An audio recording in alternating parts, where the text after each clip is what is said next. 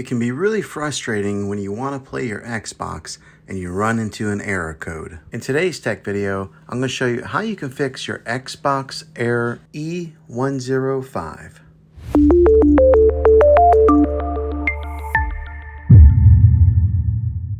I'm going to show you a few different things to try to help you get your Xbox back up and running again. The first method is the easiest one to try, and that's to do a soft reset. This is where you turn off your Xbox and you turn it back on. The second method is what we call a hard reset. You turn off your Xbox, then you unplug the Xbox from the wall outlet and you wait 60 seconds. Now don't be impatient here, wait the whole 60 seconds and then plug it back in. If your Xbox is working, great. If not, let's move on to the next method. Find your router or your modem that is giving you Wi-Fi and unplug that for 60 seconds. Then plug it back in. You might have to wait a few minutes for it to connect and get back online, but when it does, check your Xbox then. If that doesn't work, then let's move on to the last method. We are going to do a factory reset of your Xbox, which means that you'll have to log back in with all of your credentials, but it will be an important troubleshooting method. First, press the Xbox button X on your controller to open the guide. Then select Profile and System, then go to Settings, then go to System, then Console Info. You're going to select Reset Console. Now on the Reset Your Console screen, you'll see three different options. One will say Reset and Remove Everything. The second will say Reset and Keep My